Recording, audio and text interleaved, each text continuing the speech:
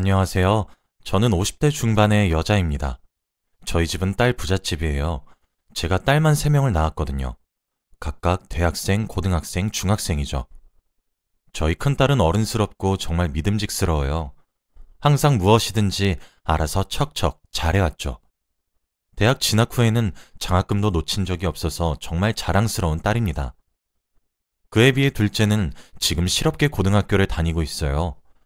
사춘기가 너무 심하게 찾아왔는지 담임 선생님으로부터 상담 요청이 정말 잦습니다.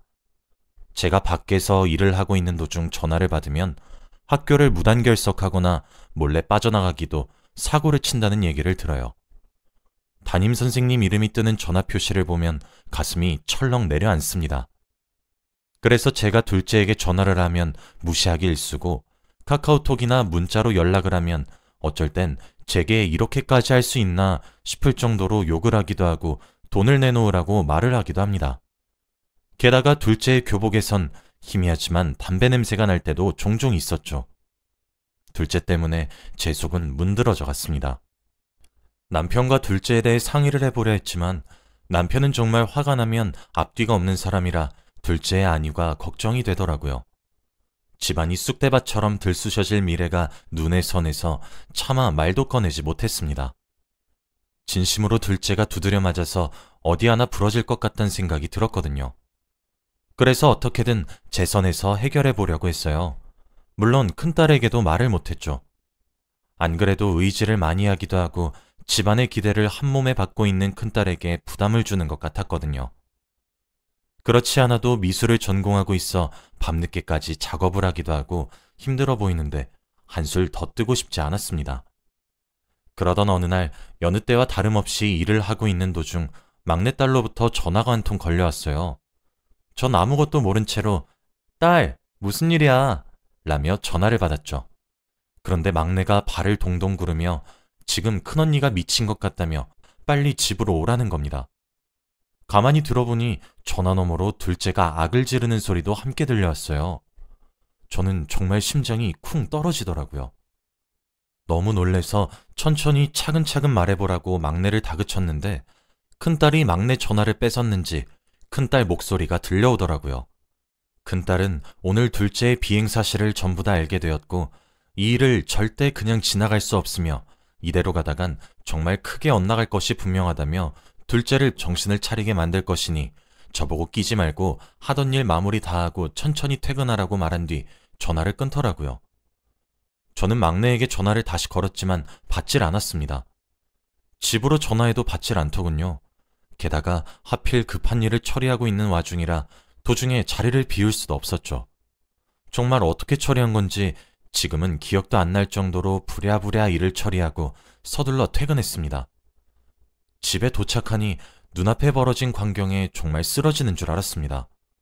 온 집안이 쑥대밭이 되어 있었고 둘째 딸은 얼굴과 온몸에 얼룩덜룩 멍을 달고 구석에 박혀 있더라고요. 그뿐만 아니라 둘째 방문은 손잡이가 어디로 갔는지 보이지도 않았습니다. 저는 그 꼴을 보자마자 이게 지금 무슨 난리냐며 소리를 질렀어요. 눈물범벅이 된 둘째는 울먹이며 저를 불렀어요. 큰딸은 그런 둘째 보고 입을 다물라고 했습니다. 둘째는 찍소리도 못하고 입을 다물더라고요. 큰딸은 저를 거실 소파에 앉히고 이 난리가 일어나게 된 전말을 이야기해 주더군요. 어제 제가 늦잠을 잔 탓에 촉박하게 출근하게 되었습니다. 그러다 보니 제가 급히 나가다 미처 제 휴대폰을 챙기지 못했죠. 또 어제는 큰딸이 공강인 날이라서 집에 있었던 날이었습니다. 하필 그때 둘째의 담임 선생님의 전화가 제게 걸려온 모양이에요. 큰딸은 원래 제 전화를 받진 않는데 둘째 담임 선생님으로 저장되어 있어서 받았다고 하더라고요. 혹시 둘째에게 큰일이 생겨서 급하게 연락 온 건가 싶어서 말이죠. 물론 그 연락은 여느 때와 마찬가지로 둘째의 불량한 행실 때문이었지만 말이죠. 선생님은 어머니께 직접 말을 할 테니 어머니 보고 연락 좀 다시 해달라고 전해달라고 했는데 큰딸이 우겨서 본인도 알아야 되겠다며 이야기를 해달라고 했대요. 선생님은 학교로 어머니가 오셔야 될 것 같다고 말을 하니 큰딸은 그럼 본인이 내일 학교 상담을 엄마를 대신해 가겠다고 했다더라고요. 그리고 큰딸은 제 휴대폰에서 둘째와 제가 나눈 메시지들 또한 보게 되었죠. 저에게 했던 욕설과 돈을 달라는 메시지 전부를 말이죠. 제가 어제 퇴근했을 때는 어떠한 티도 안 내고 별다른 말이 없었고 평소와 다름없었습니다. 저는 정말 까맣게 몰랐어요. 그렇게 오늘 오전 큰딸은 학교에 상담을 갖고 둘째의 비행 사실을 전부 알게 된 것입니다. 둘째가 왕따를 주도해서 제가 불려가서 직접 피해 학생과 그 부모님들께 허리 숙여 사과한 일, 학교에서 몰래 담배를 피다 수시로 걸렸던 일, 상습적으로 후배들의 돈과 물건을 빌린다는 명목으로 뺏어서 제가 변상을 해온 일 등 전부 들었다고 하더군요.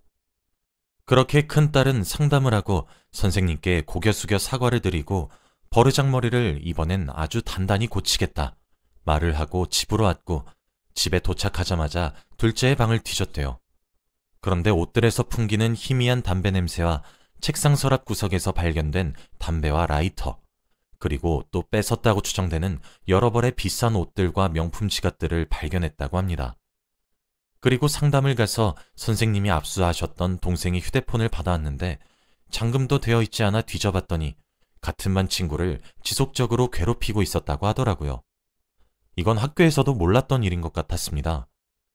큰딸은 단체 대화방에 한 친구를 초대해서 차마 입에 담기 힘들 만한 욕을 하고 마치 자기 수족처럼 친구를 부리는 것을 눈으로 목격했고 말로 해서 조용히 끝낼 수 없을 일이라고 직감했다고 해요. 그 길로 저희 안방으로 들어가 남편의 골프채를 하나 꺼내서 거실에서 둘째가 오기만을 기다렸답니다. 중학생인 막내가 집에 먼저 도착했는데 큰딸의 분위기가 뭔가 심상치 않으니 둘째에게 연락을 했나 봐요. 막내가 귀가하고 얼마 지나지 않아 둘째가 집에 들어왔다고 합니다. 큰딸은 저에게 말하길 처음부터 곤죽이 될 정도로 때릴 생각은 없었고 정말 최후의 수단이라 생각하고 골프채를 옆에 뒀대요. 먼저 둘째의 자초지종을 그래도 한번 들어봐야 되겠다 싶어서 말이죠. 그런데 둘째는 뭣도 모르고 큰딸에게 네 같은 게 분위기 잡으면 누가 쫄 것 같냐며 욕과 함께 낄낄거리면서 조롱했대요. 깐족깐족거리는 둘째를 본 큰딸은 화를 참지 못하고 둘째의 뺨을 내리쳤다고 하더라고요. 뺨을 시작으로 둘째는 신명나게 두드려 맞았던 것입니다. 그걸 본 막내가 제게 전화를 걸었던 것이었고 큰딸이 제게 말을 하기 위해 전화를 바꿔받은 순간에 둘째는 자기 방으로 도망쳐서 문을 걸어 잠궜대요. 그랬더니 글쎄 큰딸이 저와 전화를 끊고 막내에게 한 번만 더 전화하다 걸리면 너도 적골 날 것이라며 공구함에서 망치를 꺼내와 둘째 방문 손잡이를 깨부순 거였습니다.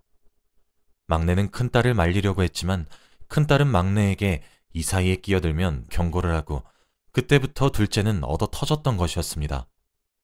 큰딸은 둘째를 후려치다 못해 둘째 방에 있는 모든 물건들을 깨부쉈대요. 어쩐지 둘째 방에 있던 행거가 무너져 있더라고요. 그리고 저를 졸라서 산 비싼 옷들은 다 가위로 조각조각 냈고 둘째 교복이랑 추리닝, 이렇게 필수품인 옷들을 제외하고는 다 갈기갈기 잘라버렸더군요. 막내 말로는 둘째 방에서 큰딸이 소리를 고래고래 지르며 두드려 팼대요. 사실 큰딸은 워낙 어른스럽고 조용조용해서 제가 의지하는 딸이거든요. 그 모습이 잘 상상이 가지도 않았습니다. 그제서야 둘째를 한번 살펴보니 울어서 그런 건지 하도 맞아서 그런 건지 얼굴이 퉁퉁 부어 있었고 여기저기 둘째의 머리카락으로 보이는 것들이 굴러다니더군요. 큰딸은 둘째를 후드려 패면서 둘째가 해온 비응 사실을 하나하나 짚었다고 합니다. 담배도 짚고 넘어가고 정말 야무지게도 때려놓았더군요. 그렇게 큰딸은 한참을 때리다가 둘째에게 종이와 볼펜을 하나 주며 잘못한 일을 전부 적으라고 한 뒤 다 적을 때까지 기다렸고 종이를 받음과 동시에 메타작을 종료했다고 해요. 그러면서 둘째에게 한 번만 더 엄마가 이번처럼 학교에 불려가거나 또 종이에 적혀져 있는 비행을 저지르게 되면 이번처럼 곱게 끝내지 않겠다며 2차 메타작을 경고했고 옆에 있던 막내 보고도 너도 이 꼴 나고 싶지 않으면 알아서 처신 잘하라고 얘기했다고 하더라고요. 사실 막내가 둘째를 닮아가는지 약간씩 엇나가려고 하는 조짐이 보이는 것 같아 걱정이 많았거든요. 중학생인데도 노래방이며 PC방이며 자꾸 밖으로 나돌려고 하고 또 귀가 시간도 둘째 닮아서 자꾸 늦은 밤에 들어오려고 하고 그래서 걱정이 많았었는데 큰딸이 막내까지 단돌이 쳐놨더라고요. 그리고 큰딸은 제게 와서 미안하다고 얘기했습니다. 엄마, 내가 집에서 일을 크게 만들어서 미안해. 폭력적으로 해결하려고 한 것도 미안. 근데 이건 엄마가 놀래서 심장이 내려앉을까봐 미안한 거지. 둘째를 때린 건 하나도 미안하지 않아. 후회도 없고 마음 같아선 지금도 모자라. 조금 더 두드려 팰까 하다가 엄마 얼굴 봐서 여기서 끝낸 거라고. 나도 둘째가 지금 사춘기고 반항하는 것도 잘 알겠는데 나는 정도가 있다고 생각해. 엄마한테 돈 달라고 욕을 내뱉는 행동이 치기 어린 반항이야? 같은 반 친구를 괴롭히고 학교에서 담배 피고 수업 째고 밖에서 술 마시고 그러면서 집으로 귀가하는 게 그건 엄마 사춘기 하는 흔한 반응이 아니야. 그건 잘못된 행동이지. 난 그렇게 생각해. 그건 사춘기가 와서 하는 어리고 어설픈 반항이라고 보기엔 이미 너무 선을 넘었어. 엄마는 그렇게 생각하지 않아? 나는 엄마가 둘째를 훈육하려고 하는 것도 알고 있었고 훈육의 목은 엄마의 몫이라고 생각했어. 내가 하면 선 넘는 거라고 생각했는데 지금 보니 엄마의 훈육은 하나도 제대로 되어 있지 않았어. 오히려 엄마 알기를 우습게 알고 있더라고. 지금이라도 내가 바로잡아야 된다고 생각했어. 엄마, 나는 둘째가 만일 이 시간 이후로 또 같은 행동을 반복한다면 절대 모른 체 하고 넘어가지 않을 거야. 절대 그냥 보고만 있지 않을 거라고.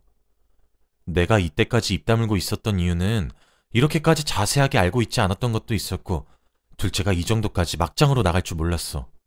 근데 오늘 보니까 이건 그냥 조용히 넘어갈 수준이 안 되는 것 같아. 미안해 엄마. 라면서 말이죠.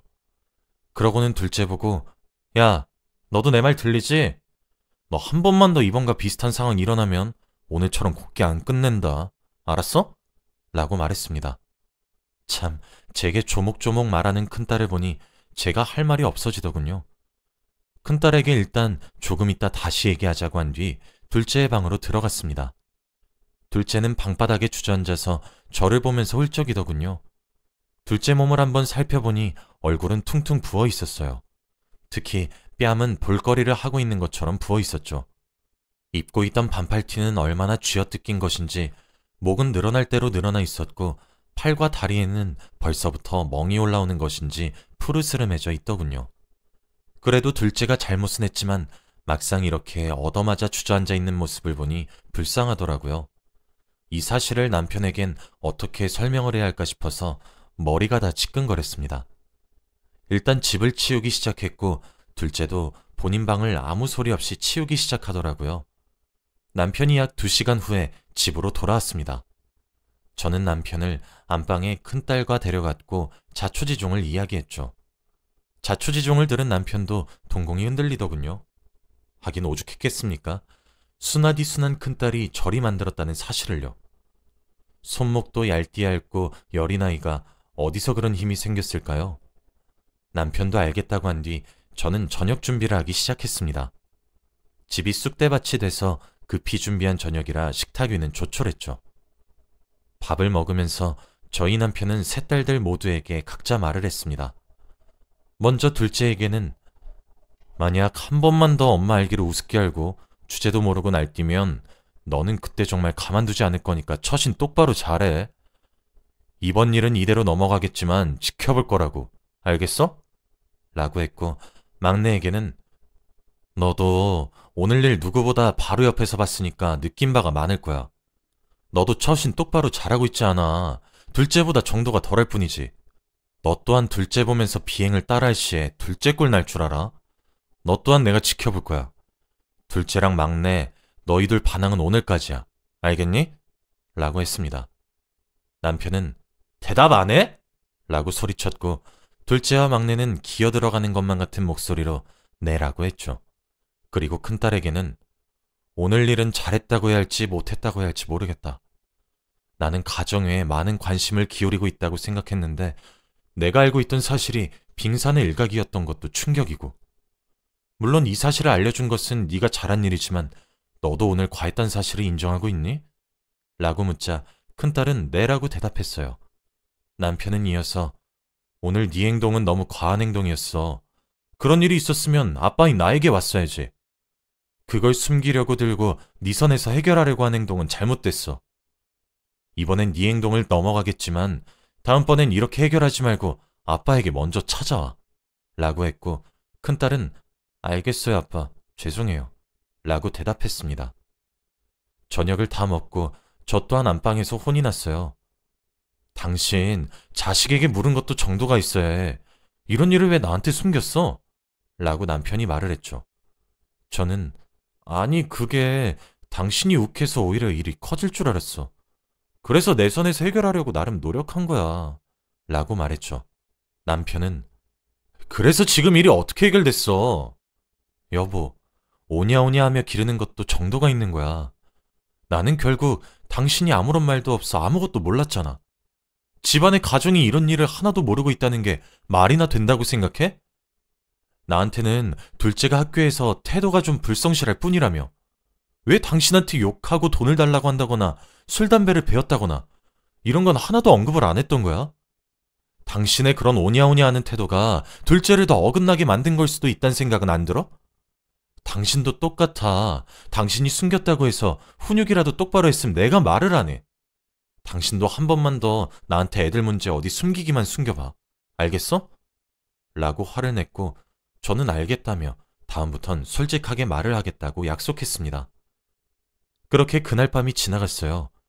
지금 현재 둘째는 온몸과 더불어 얼굴까지 상처랑 멍이 너무 많아서 학교에 나가지 못하고 있습니다.